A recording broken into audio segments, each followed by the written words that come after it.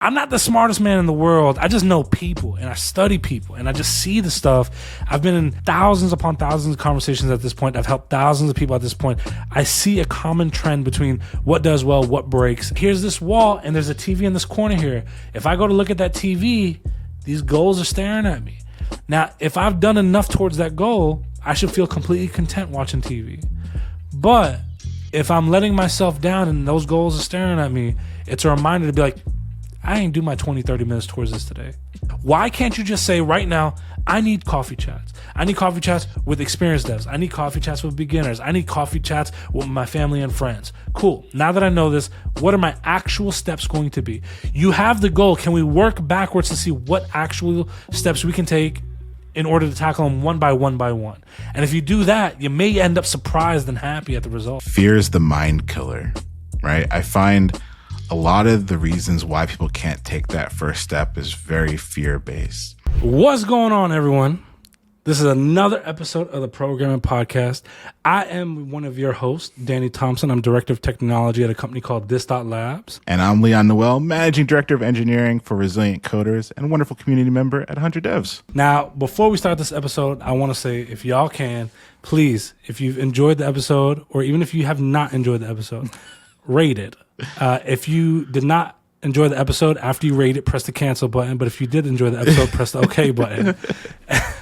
But it really helps us out a lot. And the only thing that I can guarantee you and offer is if you drop a like on it, we will do the absolute best that we can to make this podcast worth it for your time, right? That's all I want. I want to make sure that we keep putting out value, and the way that we can see that we're doing something valuable for you all is when we see the reactions, when we see the liking, we see the comment, we see the subscribers going up. It lets us know we're on the right path. We're putting a lot of time, energy into bringing you the best content, the most value that's hard to find anywhere else. And when we see that little like, it gives us the energy to keep pushing. So appreciate you all, and thank you for, if you already have. And if you see the background, if you're watching the video, and if you don't see it, my buddy Leon over here is in a different set.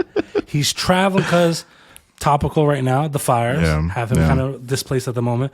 But he was that committed to come on here. How are y'all doing because of that? All that? We're doing good. We're blessed. We're doing a lot better than a lot of other folks. A lot of my friends completely lost their houses.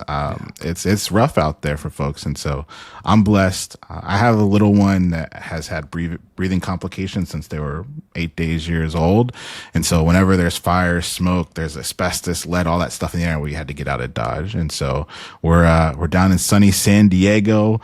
I'm enjoying my time. I'm right off the beach, and so it's hard to complain when you're there. And my love and heart goes out to a lot of other folks that are in a way worse situation than I am right now. But yeah, different set, ain't going to keep us down. We're going to keep getting these episodes out, and excited to spend some time with you, brother. You know, I got to say, this is a testament to the communities that we've been building, but especially the one that you built. You didn't show up for the huddle, and they snitched. Not only did they snitch, but they were really worried about you, man. Yeah. I had somebody reach out like, hey, Danny, Leon didn't show up. Is he okay? We know he's in LA. And I obviously knew what your situation was. No. But you had not told me share this with the public. So I was like, I can't share anything that I know. My assumption is that he is fine, but he would have to be the one to tell you that. I'll find out if I can. Yeah. And if I hear anything, I'll let y'all know. And then before I could even message you, another person DM'd me. Now, I don't really check my DMs, but it just so happened it was a perfect storm for me to check it. But you know what the third person did? They went to my website and submitted a contact form like saying, is Leon okay? That is when I DM'd you like, hey, man, you need to go tune into your community right now. Folks think something is wrong. So I just want to shout out all y'all that cared that much to go that extra step to find out if he was all right. I mean, I appreciate it. Like everyone was flooding. It was great. We were hop skipping and jumping around trying to get Airbnbs for a week. A lot of places were like booked up pretty quickly, and so we were just we were scrambling. And I always think of like the Joker memes, like you miss one thing and the whole world explodes. And so it's I think that's something that's really important, right? Like we always talk about what has led to success for a lot of us, and for me, it's been consistency. People know that I show up twice a week, every week, and I'm not late. Like that's another thing too. At 5:30 Eastern time on the dot, I am live for years. years. So much so that when I accidentally miss one because I'm trying to juggle the kid and 15 bags into the back of my car to get to the next Airbnb, people lose it. They're like, what's going, like Leon is consistent. Leon would not, if something wasn't going on, this wouldn't happen. And I can count on my right hand the number of times that I've missed one of those calls. And it pains me. Like I physically get like upset. I feel ill when I have to skip them because I know that folks go to those huddles to get help, to get support, to continue on their job finding journey. And I really feel that communities are always two ways, right? Where you give value, they give value back. And for me, it's about showing up. And the way I show love, the way I show passion, the way I show commitment is by like, hey, rain, sleet, snow, if I'm feeling good, not feeling good, I'm going to show up at this time. And so when I didn't, and I didn't put that message, it all blew up. So when he got in touch with me, I was like, oh shit. Like I just completely, just with everything juggling, blanked. And I sent that message and it was like 400 hearts within like 30 minutes. Like it was something wild. So I love that about building community too. It's just like all that love that comes your way when you need it most. And so, yeah, really thankful, and gives me a lot of energy to like do things like this, to keep pushing, to keep working. We see the results of the podcast already. People telling us the value they're getting, the ways that it's been helpful. And so when you let us know that in the comments and you let us know in the email, like it fuels us. It fuels us. Like it keeps us going. Yeah, I would say as an extra call to action here, if you have a question, we've had so many great questions submitted. We've got so many great comments submitted. But if you reach out to us on, what is the exact email? Danny and Leon's podcast at gmail.com. You'll find the email in the show notes as well. Submit a question. Let us know if there's something that we could answer that could help your problems or kind of move you in the right direction. If you notice at the end of every episode, we do a Ask Danny and Leon segment. That's where these questions are coming from. So submit that, ask it. We're more than happy to help out in whatever way that we can and try and ask it. Who knows? Your email might end up on the show. Let's go. So we do have a couple topics to talk about today, Leon. One topic being, why have people already broken their New Year's resolution a couple weeks in? And it's really funny talking about consistency, right? And they call it, I didn't know this was a thing, but they call the second Friday of the new year Quitter's Day. It's like 60-something% of most folks who set some sort of resolution by that second Friday are done. And so, yeah, I think it's worthwhile to talk about. Like a lot of you have committed to learning how to code, getting the job, making the jump from mid to senior, and it's been almost 3 weeks now. Where are you at? What's going on? And like why? And the mistakes that we've seen folks make when it comes time to build habits and get what you want out of life. And so, yeah, I'm excited to talk about that. Yeah, I'll tell you from an anecdote. For years, I lived in Memphis, Tennessee, and I worked in a gas station in Mississippi. And every December, the last week of December, our cigarette sales would be through the roof. And the first 18 to 16 days of the month of January, of the new year, they would plummet. Wow. And by the beginning of the third week, we were back to normal. Damn. Almost, and I hated seeing it. I was always rooting for folks. Because folks don't know this, by the way. In gas stations, you do not make money on cigarettes. Like, it is a very, very, very thin margin. We're talking about 8 to 10%, right? So it's a life product that people are going to come in there for every single day, right? So you have it with the hopes that they pick up something else that's a higher margin, like a candy bar, a drink, chicken. That's what you have in there, right? We are over the moon if you quit because it costs us so much money to keep it, and we're not even making a ton of money on it. And especially nowadays, cigarettes, like, they're $10 a pack. I can't imagine how thin the margin is now. Like, it's crazy to see that. When I smoked, it was, spoiler, I smoked for years.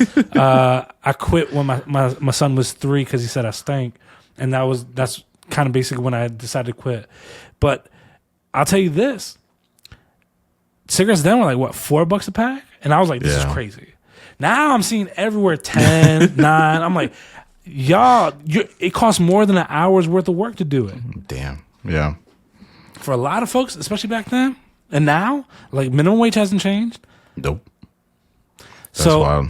you kind of alluded to one thing, consistency. That's a big factor in why a lot of people are kind of breaking those goals, right? Yeah. But to me, there's more to it. Let's dive into it. I don't want to give away spoilers or anything.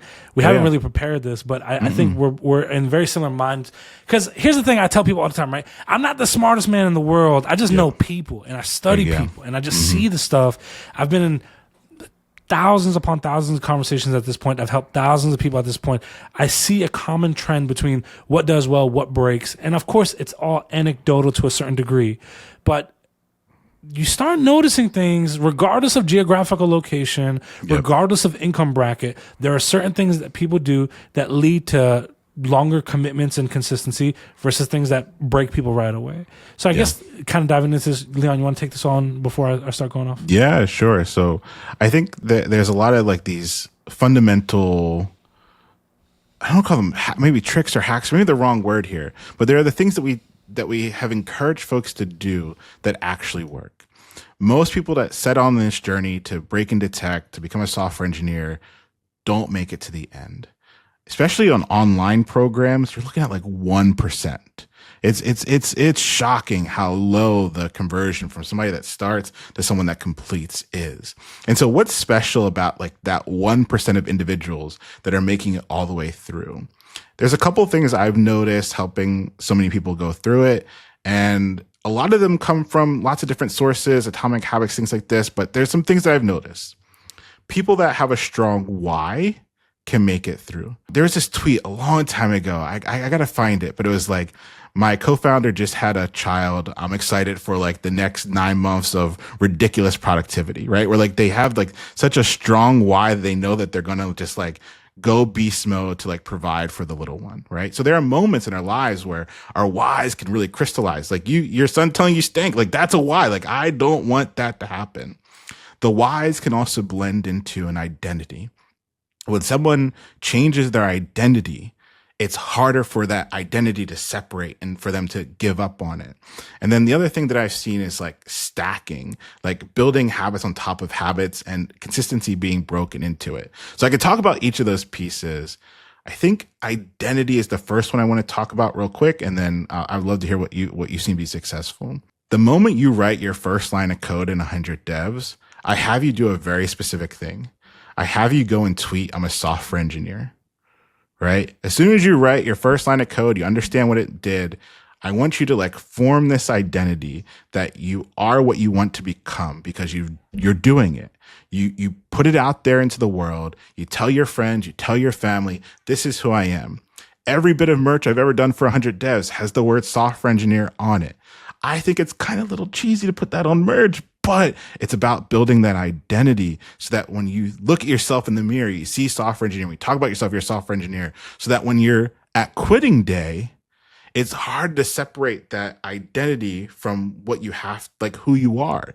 If it becomes your identity, you're more likely to stick it through. So why identity, habit stacking? These are things I see that have consistently helped people make it to the end. I'm curious what some other things that you've seen too. Yeah, I'll tell you, from my perspective, identity is definitely a big factor. But I think, honestly, man, people just are so comfortable with disappointing themselves that there are no ramifications for doing that. And there's no punishment. But like, if I asked you to pick me up from the airport and you didn't show up, I'd be mad as hell. I'm like, I was dependent on you. But if I let myself down, it's like, oh, it's whatever. It's just another day, just kind of spur this off. And sometimes we're hard on ourselves for the absolutely wrong things. But the things that we should be pushing ourselves for, we don't push ourselves for. Yeah. I think a lot of people, honestly, they don't think about their goals enough. Like, for example, a lot of the people that said, my New Year's resolution is to do this. Now, I'll be honest, I don't believe you need a day of the year to decide you're going to do something. So I'm pretty anti New Year's resolution, if I'm being real. But I will say I did create a goal. It did correspond with the time of New Year's this year. And that goal was, I want to learn Spanish, right? I only know curse words. I want to know something more. Let me learn Spanish. And so what did I do? This is the way I've always done my goals, because I need to be reminded of my goal even when I'm not doing it. And I've done this for almost a decade, and it's probably been the biggest factor to my success. Between this computer and this camera, there is a wall. And on that wall, there's about 14 index cards on there right now. Yeah. And each index card has a goal. Some of them are very scary, intimidating goals. They scare me when I read them. Some of them are very easy, manageable goals. I don't put a date on it. Yeah. Because if it's on that wall, it means every day I need to do something towards that goal. I have to live this every single day. Yeah. If I take one of these cards down without achieving it, the amount of disappointment my heart's going to feel is unfathomable. Yeah. One card, and I tweeted this out like a couple years ago. I wrote on that card, and I wrote the exact date that I started it. I said, I want to become a software developer. And that was the first day I started on freecodecamp.org, and I put it. And when we moved, I took it off very nicely, and then in a new place, I put it right back on that wall. Because I got to see it every day, right? Yeah. Like, how often am I reminded of the games that I play that are installed on my computer? Anytime I turn on the computer, it's there. Anytime I want to open up Spotify, the app is there, right? Anytime I want to see all these things, Discord, distract me, it's there. Slack is there to distract me. All these other tools are on my desktop to see every single day, but not my goal. Yeah. But if I see it on my desktop and I have Chrome open, it's hiding it. But here's this wall, and there's a TV in this corner here. If I go to look at that TV, these goals are staring at me. Hey. Now, if I've done enough towards that goal, I should feel completely content watching TV. Yeah. But if I'm letting myself down and those goals are staring at me, it's a reminder to be like, I ain't do my 20, 30 minutes towards this today. I need to kind of make that happen. Some days maybe I'll do 2 hours, 3 hours. I think there's a lot there that you said that's really important for people to hear. The making your goals physical that you can actually see is a game changer, because you can't outrun it. You can't cheat yourself. You see it every day, and just making a pact with yourself to do some sort of action towards that goal each day is already leaving all your competition in the dust. All you have to do, it could be small. Some days, like you said, it's going to be a quick minute. Some days it's going to be a quick hour. And as long as you kind of keep putting that progress in play, you're going to get to where you want to go. There are so many other little things too that you brought up that I want to take a second to kind of talk about. Dr. Eric Thomas has a very amazing set of speeches, and one of them is "You owe you," right? This idea that you owe yourself the same way that you kind of show up for others. And so written on my whiteboard at home is, if you would do it for someone else, do it for yourself. Right? Like you gave the example of like, I have to go pick up somebody at the airport. You're not missing that. You're not going to miss picking up your mama from the airport. Right? But if you have a date with yourself to do free code camp and you miss it, you owe you. Why did you do that? Right? If you bought something at Best Buy, you took it home and there was a brick inside, you're going back to Best Buy to demand every dollar of your money back. You're yelling, you're arguing, you're going to get every dime back. But when we make those same promises to ourselves, we just gloss over them. So how do you make those things that you know you want to do, that you owe yourself, making them physical, making sure your people in your circle know that that's what you're working towards, making sure that you can't outrun it, put it on the door, put it on the wall, like you're saying, because you owe you. If you do it for somebody else, do it for yourself, because you deserve it. That's why I love our dynamic, because I don't have the finesse on some of this. And so it's like I run my mouth and then you make it sound so much better. And I just love this. Number one, I've never heard that quote before. I love that. I think that's phenomenal. Damn, that's a really good one. Dr. Eric Thomas is real deal. If you haven't listened to their kind of motivational talks, I think they speak a lot of truth that's really important for folks to hear. Dr. Thomas? Dr. Eric Thomas, yeah. Oh, E.T.? Yeah, exactly. Yeah. Ah, damn. Yeah. Yeah. I've seen some of his stuff. I like his stuff. Damn, that's a good quote, though. Okay. Sorry to derail. We'll pull back. And then the other thing, too, that you mentioned is like this idea of planning out your days. The biggest thing, the thing I tell every single one of my students, also from ET, don't go into your days like an accident. Yep. If you fail to plan, right, you're not going to get anywhere that you want to go. And so you gotta have some sort of plan for your day, for your week, for your year. And it's not that it's some like super big brain, you're gonna plan out every second of your life for the next year. That never works. It's just, what am I doing tomorrow? How am I showing up for myself? How am I showing up for myself this week? And then holding yourself to it. You put it on the wall, right? Put it on the wall. So that way you know what you're going to wake up and get done. And then make it easy for yourself. Everyone has something that they can do easily. For some folks, it might be you're doing Duolingo right now. That might be the thing that like just works well with your brain chemistry. For others, it might be hopping on a pair programming session with someone. Like there's something that feels effortless to you, or not effortless, but feels easier. When you're first starting out in your journey, find those easy wins to take action each day. And then eventually you can snowball that into even more productive things. Don't try and do the most productive thing out the gate. That almost never works. Don't over optimize. Just take action. You know, you said something that triggered a memory. The other day I tweeted about this, and I often get, it took me a while to kind of pinpoint this. Obviously in the new role, new position, I'm meeting a lot of like hyper successful people, which has really opened my eyes up to a lot of things that I may have or may not have known before, right? Some of it I kind of knew, you brush it off. Some of it's like, wow, this really was a light bulb moment. Like I should have been doing this the whole time. One thing that I've noticed with successful people, and it's not even just like hyper successful millionaire, billionaire, I'm talking like just successful in corporate America or in life in general, is a lot of them live off their calendars. The calendars are very busy, right? Like there's a lot going on there. And so often, you and I both preach this, like one of the biggest ways to get into tech or to be successful in tech is networking. And that's not even just for your first job, but we're talking like fourth, fifth. A matter of fact, I got a DM today from an old coworker, and he's L6, principal engineer at this organization, and he's trying to mentor this other kid. He's just fresh out of college, trying to get a job, can't get a job. And so he's trying to figure things out. So I was helping him out and answering some questions. But he said, I'm so grateful for the network that I have, because he just transitioned jobs, right? He was he was about to quit this job, and this company reached out to him, and he went there. But they reached out to him because they knew who he was. And they're like, the hiring manager and the engineering manager, they knew him, and they brought him on. And I'm like, this is great, because your network opened that door for you. And it's like at the business side of a college, they preach network. Yeah. On the computer side, I feel like they kind of mention it, like y'all need a network, but you still need to know this. But they don't emphasize it.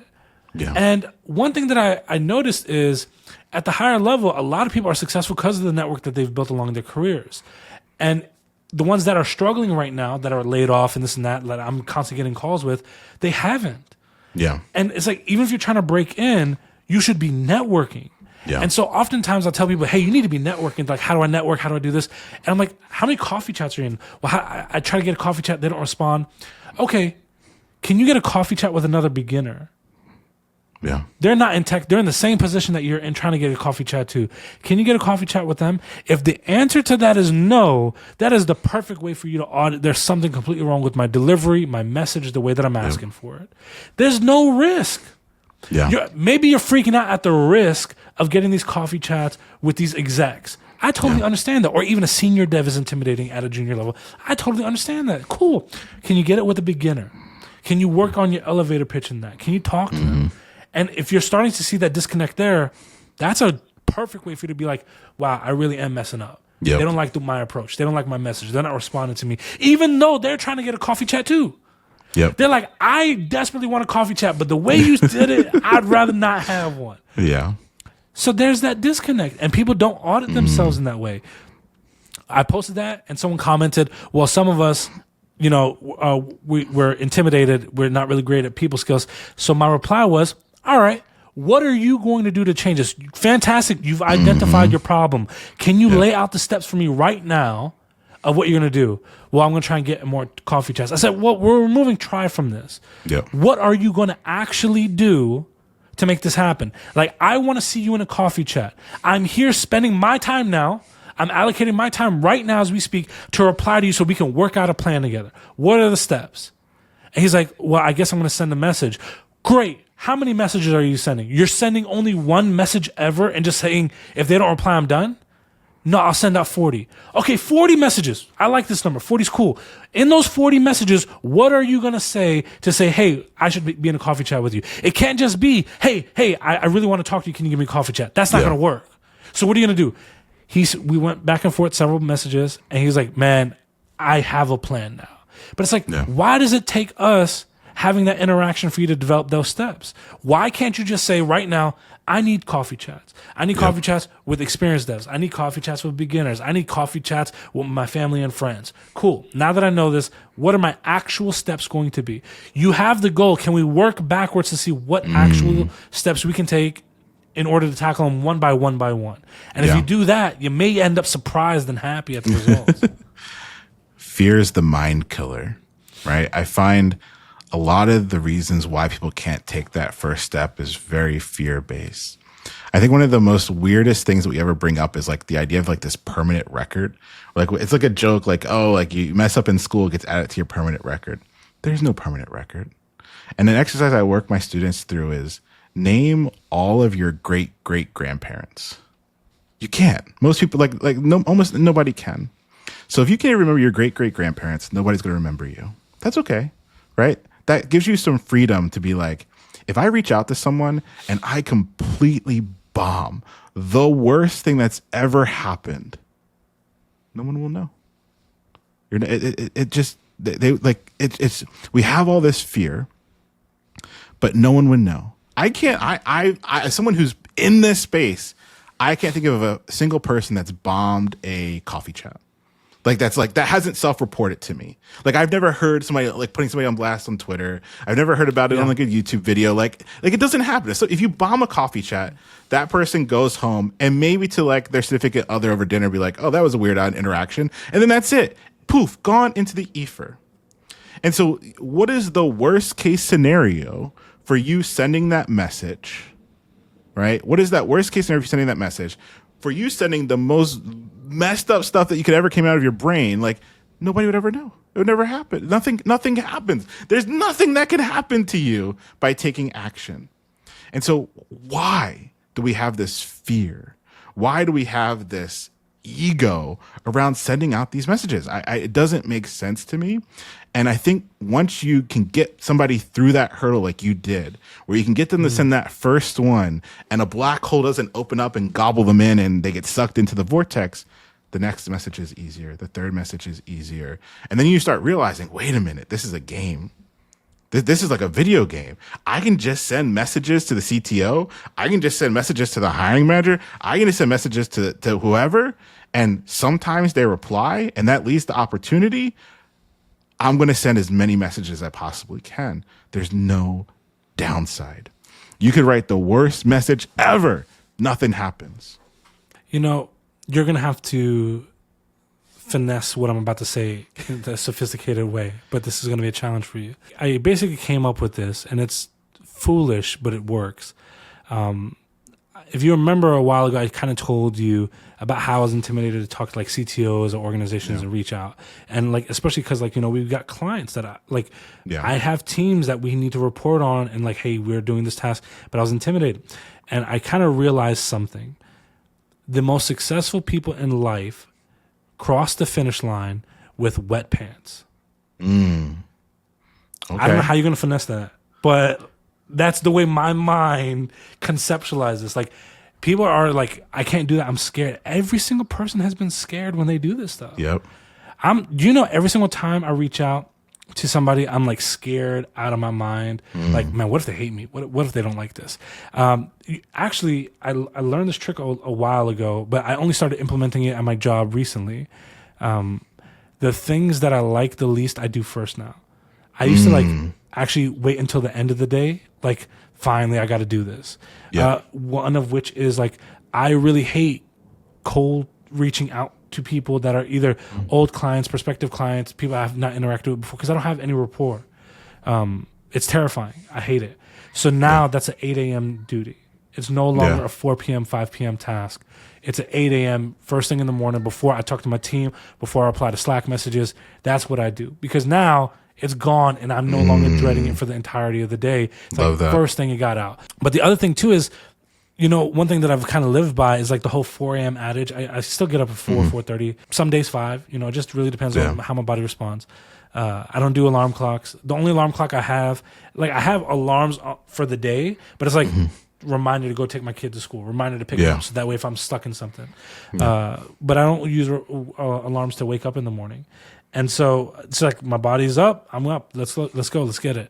And so I still spend that time dedicated to improving myself. Like I want to learn more, become better, grow constantly. Like especially now as a person that is a leader of teams, like now I'm thinking like, what do I need to do to be a more effective leader? How can I make sure that the people that are reporting me or working with me, they're successful? Because one thing that I've been having these coffee chats. Even today, I had a coffee chat with a director of engineering at MongoDB. Last week, I had a coffee chat with the CTO of the PGA. And so, like, we're just talking. Dope. It was really cool, actually. He said something. It has nothing to do with this episode, but it's really interesting to see what their idea is of a leader and being an effective leader and how you empower your teams and stuff like that. It's really cool to get that perspective, especially from my perspective, because, like, I'm new-ish to being a director, and I want to be the best leader that I could be, because I remember what it was like to not have a great director or a great manager, and like I want to shift that for my people, right?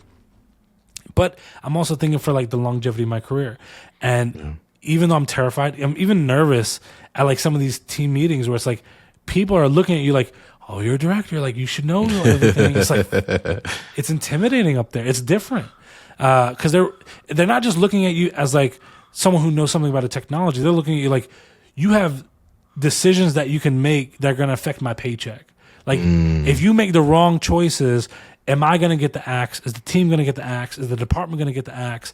Like these are things that I think about now. Yeah. And so I'm going to finish the finish line. I'm getting there no matter what. Like any goal that's on this wall, once it's written, it's done. I'm just waiting for everything that needs to take place to come happen as well. But once I write it down, it's done. That's also the reason why I'm very hesitant on agreeing or committing to something, because I know once I put the steps in action, I have to see this through. Like, it doesn't matter if I'm exhausted, if I'm tired, if I'm depressed. Depression has no care if you finish your goal or not. Working hard has no care if you're successful. To be honest, your even family and friends, to a certain degree, they don't even care if you succeed, which that's a whole thing in itself. Like they can say, but like if you don't show up, their life doesn't really change, right? They're gonna be like, "Oh, it sucks. Danny could have did this," but you're a talking point over coffee. The only person that benefits if you show up is you. Your kids, your wife, your immediate family. They're the only ones that benefit if you show up. If you don't show up, they're the only ones that suffer because of it. And they'll remember how their parent, their spouse, their partner, or their inspiration in life didn't show up. It's up to you. It's your story. Life is filled with people that have done amazing things and people that have done absolutely nothing, and the universe didn't change because of that, right? So your universe your world can change if you commit to it. But if you don't show up, you're a footnote in a story. One of those things that people need to hear. So if you're 3 weeks into your New Year's resolutions, you're trying to make change, understanding that it's in your control. You have the ability, like you say, to show up. You have the ability to take action, and it comes down to a choice. I think it comes down to a choice. And I know there's always caveats, and not everyone has the same privileges, but a lot is in our control. You're waking up at 4 a.m.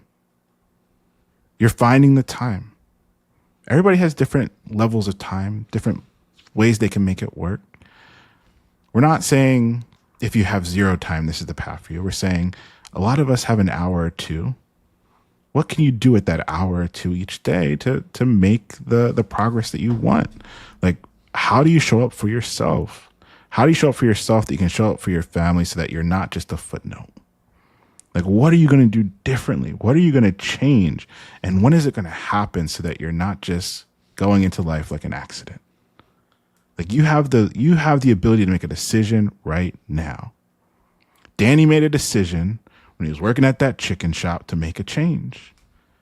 And his whole world changed. You have that power too. And I think we have the fear that gets in the way. We have the ego that gets in the way. But as soon as you let that go, you decide to keep taking action, everything can change for you. And you'll be surprised how quickly it can change. People going from minimum wage to six-figure careers because they decide to do a course for 6 months. Like, what? We live in a wild world where that is possible. Right? We think about our ancestors. Our ancestors worked, slept, worked. That was it. There was no way to go from where they were to a different station in life. You have an immense opportunity in front of you. I got to say something. You reminded me of this. You don't know what I'm about to say. To be honest, 90% of our conversations, I feel that too. I go kind of all over the place. But that's original thought. Said, people don't have original thoughts these days. No. This one, I saw this the other day, and I was like, I have to reference this. We kind of alluded this into the episode. We've constantly, for years, I've preached my entire career. I owe to networking. Simple as that. I owe everything to networking. You've preached it. I've preached it. Hell, more people than us have preached it. It takes some people longer to hear that. When I went, now we both have Discords. I have the Commit Your Code Discord. You have the 100 Devs Discord, or Learn with Leon and Friends. Sorry. I always reference it as the 100 Devs Discord. Regardless, it is Learn with Leon and Friends. There was one comment that was made literally 5 days ago. And it is by someone, I don't know if she knows me or not, but I'm going to give her flowers and shout her out. Danielle, the D's, we got to hang out together, you know what I'm saying? Alyssa, she's from class 40. Okay. And she wrote, and I'm going to read this verbatim because if you've seen this or not, you should hear this. This is from the my Discord. They're in class Discord. 40 of 100 Yes. devs. Okay, cool. And it's in the Celebrations channel. And it says, last year, I finally took Leon's advice and put way more effort into networking. Let me tell you, it's been a total game changer. In the past year, I've received 2 full-time offers, which I turned down for reasons. They were trying to play me. Landed permanent freelance roles with 2 development agencies on top of the one I was already working with. This past week, I secured 3 projects referred directly to me by people I met at meetups and conferences. None of it would have been possible without networking and has seriously transformed my journey. Like, this is the busiest I have been, and I'm officially booked out until July. Wow. Honestly, so grateful and highly recommend making it a priority if you're a freelancer or otherwise. You never know where opportunities will come. If that is not a testament, I don't know what is. If that is not like the biggest indication that one thing that I've said for years, and I said this because it happened, you never know where one conversation will take you. And I say that because I had one conversation with one person at an event in the month of December, and this is like 2019. And because of that one conversation that went really well at an event, in June of 2020, during the pandemic, they reached out to me to do work for a local government nearby. And throughout the pandemic, that was my side hustle outside of my job. Just because of one conversation. Yeah. I didn't know that dude. We never spoke again since December. And then I don't know where my phone rings in June. Hey, Danny, you still doing freelance work? Yeah. I'm a dev, but I'll do something. And the reason why it came up, the first website I ever sold in my life, Mexican restaurant. Second website I ever, and it was a Mexican restaurant I was eating at. Second website I ever sold in my life, CBD store. People think of freelancing, they're like, how do I get this Fortune 500 company? How do I get this conglomerate to give me $1 million a month in retainers and residuals? It's like, bro, there are people all over that need help. And I know every time I say this, someone from a developing country is like, oh, there's no opportunity. There are, man. Yes, I'm sure the average mom and pop shop in those developing countries, maybe not. But I guarantee you there's other opportunities, bigger shops. It doesn't have to be a Fortune 500 organization or $1 billion organization. You can talk to somebody who's making several $1,000s a month. They need a web presence. Mm-hmm. We need to do a whole episode on that. I think we need to do a whole episode. I love it. I think the opportunity is there. You have to just reach out and go for it. You have to take action. It all comes down to action. You could easily, even just like 2 days ago, I'm at my Airbnb. We don't got food. I got to go food shopping. I'm going to go to the pizza shop that's down the corner. I go online to see if they have their menu online. No menu online. Are they on Uber Eats? Not on Uber Eats. So I walk my butt over to the pizza shop. I place my order. And then you know what the next conversation I have with the owner? Why don't you have a website? Do you need a website? I do websites. I've worked with the biggest brands you could ever imagine. And I'm still talking up the pizza restaurant because money's money. And I'm shooting my shot no matter where I go. And now they got my contact information. We're going to hopefully talk next week. Small, big doesn't matter. Opportunity is everywhere. You just got to keep your eyes open and then shoot your shot. Take your action. I love to see people come back. Like that message you shared from the Discord. That celebration channel is full of it. Yeah. And it's beautiful to see people, even people like after years, finally go, I decided to try it. I decided to listen. I decided to go ahead and actually do the networking thing. And shocker, it worked, right? If what you've been doing hasn't been working, what do you got to lose? Look at the celebrations channel. Look at the wins that Danny shares on Twitter. It's the same thing every time. It's somebody decided to get out of their comfort zone. They decided to take action. They decided to network. They decided to do all the things that we scream from the mountaintops every single day because it works. It works. And it's hard. It's hard. We understand that it's hard, but that is how you make it. If it was easy, everyone would do it and there'd be no opportunity for you. But there's a gigantic fucking window open and you need to climb through it. And all you got to do is take action. You got to send the message. If you don't know how to send the message, go to my YouTube channel. I have 3 speed running classes where I just sit there and I send messages to people. I think, Danny, you have something similar too, where you've shared some of these things in the past, right? These are not like mastermind messages. They're, hey, I saw a Pokemon in your profile. What do you think of the new series that just came out? Boom. That's it. It doesn't have to be anything. It just take action. You're always going to do better taking action. Take action, take action, take action. I get sad. Like I get physically get sad when I see people that want to make a change, that have so much potential, so much ability to do good for themselves, for their families, for their communities.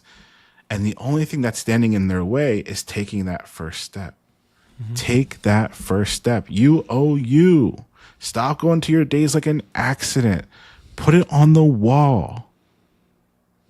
If you need help, reach out to us. We're very much online. You can come to a huddle with myself and I'll happily help you take that first step. Danny puts so much content out there. Respond to one of the pieces of content. Danny will help you. You don't have to do it alone. It doesn't have to be scary. You can do it in community. There's an opportunity right now. And that opportunity, we don't know how long it'll be there for. Don't wait the 2 years that the people that are posting, I finally did. No, it could be your difference today. One conversation could lead to a whole career. I'm going to say one thing and then I'm going to ask you a question. Sure. And to be honest, I feel like instead of doing an Ask Danny and Leon, this will be the Ask Danny and Leon because I think it rolls into the topic. And I know if someone is listening to this, they've probably asked this question already to themselves. But the one thing I'll say is the first website I ever sold in my life was to a Mexican restaurant, the way that you're talking about a pizzeria. I wasn't even working in tech yet. I was still at the gas station. I was just eating at this place. I lived in Memphis. And to be honest with you, the biggest thing in Memphis is a lot of businesses are closed on, Sundays, church and whatnot. And so I wanted to know if this place that I'm eating at, which was a brand new place for us, are they open on Sunday? My wife was out of town. She's traveling in. I was like, I need to find out. Go to the website. In the nicest way possible, it was a hot mess. It was bad. So I thought, I'm just going to tell them, this is bad. Fix this, this, and this. You'll be good. So I told the waitress, hey, can I speak to the manager? She's nervous. Like, did I do something wrong? I was like, nothing to do with you. Everything to do with your site. It made the mistake. And she's like, what?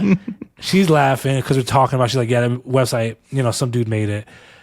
Manager comes up and I'm like, hey, I saw that you have this website. I don't know if the owner's around or whatever, but I thought, I'm a developer and I'm kind of building stuff out. If you do this, this, and this, and I started listing out things that were wrong. And I was like, if you just tell the guy who made this for you to fix this like this, you're going to be good to go. Right? So go, just share that message.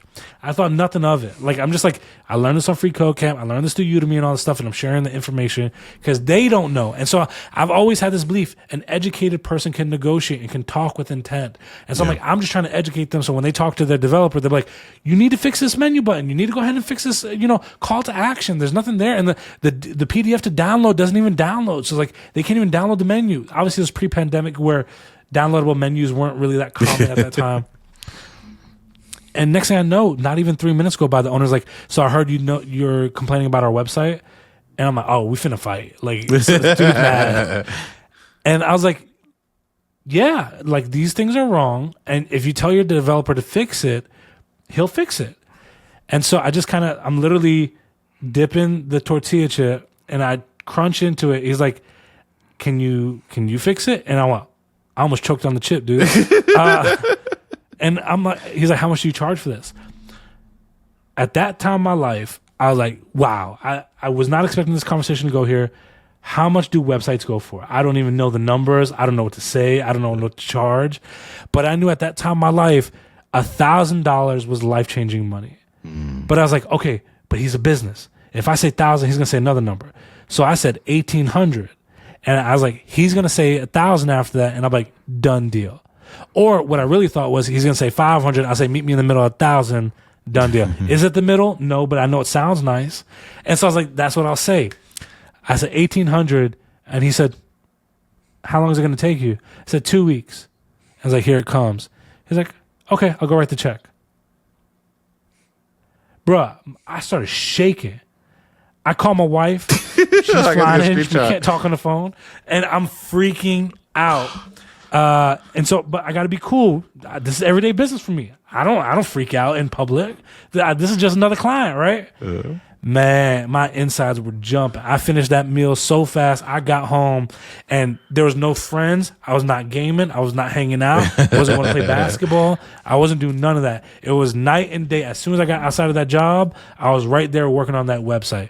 $1,800 took me 10 days and he was over the moon. So much so that a year later, after my skills got better, I'm now working in tech. He came back and we did a revision. Way better, way more tooling, way more stuff because now I got professional experience. Yeah. I know how to scale these things. I know what to do. I know how to do it all. Made him buy the domain, made him buy the hosting. It was a wrap. So you don't need to be a genius. You don't need to be a master salesperson. You don't need to be able to talk the talk. You don't need to be so many things. You just need to be a person having a conversation with another person. Simple as that. But the thing that I tell people too is like, if you end up becoming a quote unquote salesperson, salespeople exist for a reason. It works to a certain degree too. But I'm just telling you, you don't need a high pressure sell anybody in order to get this. If you have a great relationship with somebody, it'll happen. Now I'll admit, I did try to bring as much energy as I could to this episode. This is the third podcast episode I recorded today. It's been nothing but meetings back to back. So I'm definitely feeling it at the moment, kind of tired, but this is my commitment. Action. I'm here. Yeah. You showed up. You took action. If we don't record at least one episode a week, if not more than one, it's going to be recorded no matter what. So, like, this is a commitment for at least the next 5 years. Leon and I will be on bare minimum of one phone call a week, making sure we get an episode out. We talk in Discord all week long, but at the very least, we're going to be on here to help y'all out in whatever way capacity that we can. This is just my secret to get. You got. You just got to talk. This to me is now. my secret. You want to go? Whatever. No, I still think about it, like a random joke turned into something that's making an impact. Yeah. Like for those that don't know, I made a random joke in line at a conference that Leon and I were both at, and we chuckled, but then we're like, why are we chuckling? Is this such a crazy idea? And he said that, and I looked at him like, what? And I'm like, well, and the joke was like, oh, we host a podcast, which I think we said it to the waitress or something. And we chuckled, but it was like, is it a crazy idea? Spoke it into the existence. And like, it took me 10 minutes to realize this is a great idea. And I was like, Leon, you're right. Like, why don't we do this? Next thing you know, it's turned into this. So the Ask Danny and Leon question. How do you get the coffee chat? What is the message that you send or suggest people to send? Or what are the steps to creating that message that actually gets read? Yeah. So I think there's two schools of thought. There is the spray and pray. And then there is the like conscious effort. Some folks find a message that works. Danny said I'm not allowed to promise any new stuff until we get the old stuff up on the website. But I have a list of messages from one. We call her the fairy job mother at RC. And we have some other ones from a community member at 100 Devs, Madeline, part of the stream team, where they've put together the first prompts you could send for these messages. So some people like to use one of those prompts and send it to as many people as they possibly can in their like local area. And you'll get some responses. You don't have to do any effort. Just like copy, paste, and you'll get some responses. I like to have fun with it. I like to call them speed runs. I put good music on, and I try and find people at companies that are hiring in my local area. So I'll make a hit list. I'll find 60 companies, and I'll try and find 3 people at each of those companies. Then I try to find anything I can about them. So I'll look at their LinkedIn, I'll look at their Twitter, I'll look at their portfolios. Anything that they mention, I try to make something funny in that outreach. So if I was watching this podcast and I saw that you had headphones in the background, right? I would be like, hey, I don't know if you saw CES. They came out with all these new headphones. What do you think about it? Something just like that was off the dome. Like, I don't even have to think about it. Like, I saw you have the headphones in the back. I'm a big fan of the Sony XM5, so I'm really looking forward to these new ones. What have been your favorite headphones? I really appreciate the podcast. That's it. And I would send that. And 90, I don't know, like 50% of the time, they'll just write it off. Nothing would ever happen. But I'm sending enough of those types of messages where their interest is going to be piqued, right? Somebody sent me a message that was like, hey, Leon, did you see the new Surging Sparks Pokemon release? What did you think? And I was like, and I responded because I was like, I didn't like it. I didn't like the Pikachu that was coming out, and I just responded because it piqued my interest. You had to think about people, what type of message would you respond to? Think about that. Like if somebody is reaching out to you cold, what would you respond to? And it's never going to be like those. I don't understand how people send cold emails. I'm never going to respond to them. But if it's something interesting, something that piques my interest, that is tied to an interest that I have, I'm way more likely to respond. And if you do that in enough volume, it starts to work. Then here's the thing. As you send more of those messages, you start to figure out what works for you. Everyone has a different voice. What works for me, what works for Danny is not going to work for you because we talk different, we think different. But eventually you'll find the way to provide value, the way to pique someone's interest, and something that's still real to you. And the more you do it, the more you learn what works and doesn't work. Just look at the emails that people responded to, look at the messages people responded to, and what made those messages different. Lean into that over time, and slowly you'll find the formula that works for you, that gets you the most responses, and you run with it. But it's a volume game. Don't come to me and say, Leon, I sent 10 messages, rookie numbers. Send 180 with little bits of value and dare to tell me that nobody responded. If that happened to you, your email is banned. You're going to spam or something. So I'll give you the prompts. I'll put them on the website when the website's up. You can copy and paste those ones, but send your messages, shoot your shot. Find something of value, find something of interest, spam it, don't spam it, but send it, figure out what works for you, and then keep iterating on that formula that's working. Yeah. I will say, just because someone doesn't reply doesn't mean you're a failure at that. It's part of it. I will say the more personal the message, the more of a likelihood they're going to either remember you or respond. And so I'll tell you like this. This is a prime example. For This Labs, we have 2 podcasts, right? That are very successful. One is called the Leadership Exchange, and the other one is Modern Web Podcast, which I'm also a host on. On the Leadership Exchange, we interviewed one person. I won't say their name, but we had an email come in from a salesperson saying, hey, I saw this podcast with this episode of this guest. That immediately piqued my interest. I'm like, oh, this is like a real person messaging. So I'm reading the whole email. It's a sales email, right? So it's like, I ignore it. But that was last week. You know how many sales emails I've gotten since last week? I can't tell you any other one besides that one. Yep. The others are always cookie cutter stuff. So it's like when you take that personalized approach, yes, it takes longer. But damn, do you stand out. Yep. And so I applaud that salesperson. I'm not giving them no flowers though. But I applaud that salesperson for that attempt to try and get our business. But you can't knock the personal approach. It takes more time, but you know, it's interesting to see. My world record pace is like 15 an hour. Like we've timed ourselves. It's like 15 an hour is like where I'm in my sweet spot. If I do more per hour, then I'm probably not finding enough things that's going to spark someone's interest. I'm sure you can maybe bump up to 20 if you're like really locked in. But that's the time it takes me to find the person, find something interesting to shoot my shot with, and then send it out. You take an hour every day for a week or two, and you're putting those personalized messages, that little bit of value, you're going to start getting responses. Now, the thing you also mentioned is if you don't get a response at first, it's not an indication. It's just people are busy.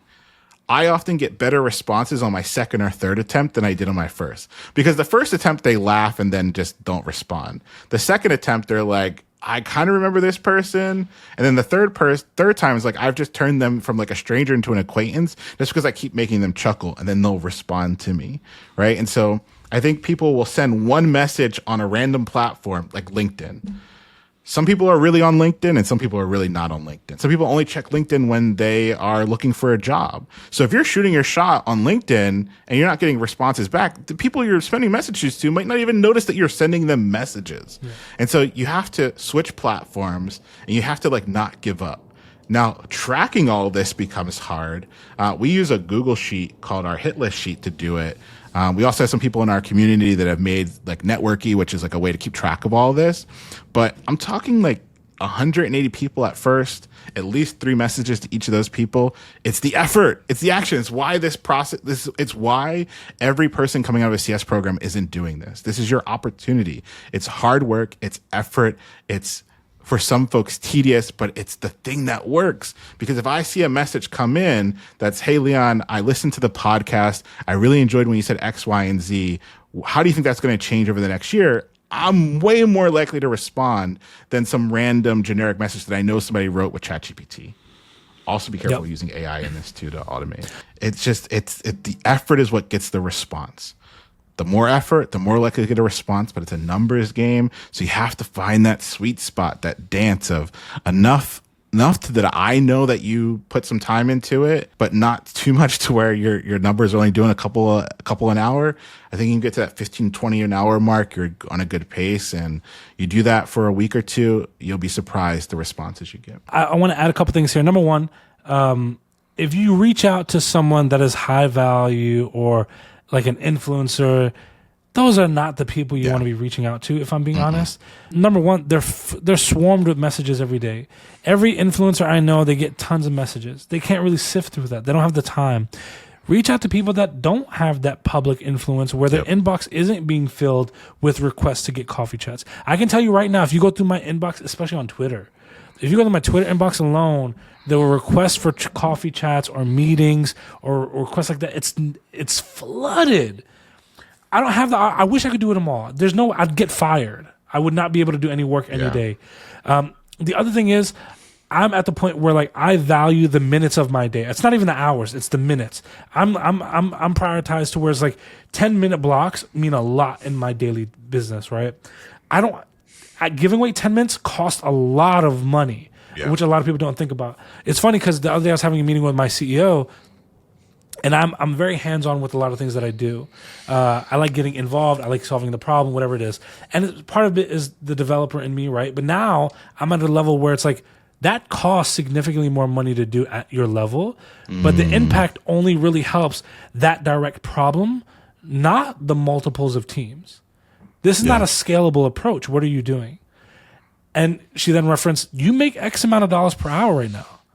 What are you doing? Do you think that solution that you're solving right now equates even to an hour worth of that effort? What are you doing? And I was like, I apologize. You're right. Like, I totally have to change this approach. And so for me, it's like 10 minutes costs a lot of money in that regard. So reach out to people where they may not cost themselves a lot for that 10, 15 minutes, where they don't have a significant following, where they're flooded with comments and likes and questions and answers. Don't go to that.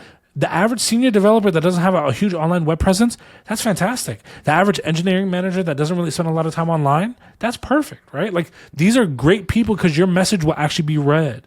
And the higher up you go, the more salesy emails that they get, and they're very conditioned to ignore them. So I would stick in that sweet spot. You have to think about like what value they get out of it. Danny and I help people all day long.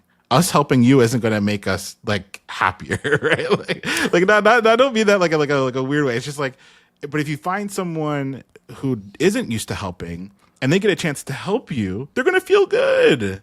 They're going to, it's something that they're going to walk away from having helped, guided, mentored, whatever word you want to use. That's an exchange of value there. That's like really good for them. And so finding that sweet spot of folks who aren't actively helping can be a way to kind of make them feel great about that exchange. And if you're just going after the influencers who are always helping, it's going to be harder.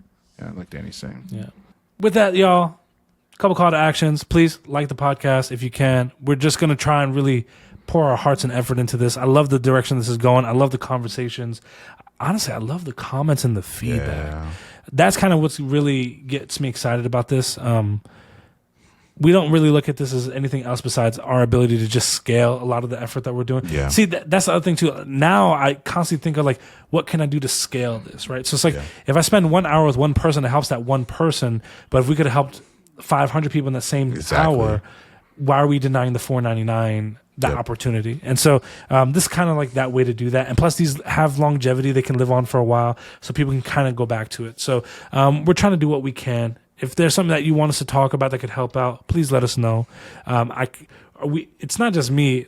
Us and the team, we're constantly monitoring the comments, the emails. We're trying to find interesting things to talk about. Your question might end up in a Ask Danny and Leon segment. It might end up being a whole episode topic. You never know. But if there's a way that we can provide value to the community, we want to do that. So this has been amazing. You can find us everywhere on socials. Check the show notes for any links and all that good stuff. And outside of that, y'all, we will see you on the next one. Goodbye, Peace, everybody.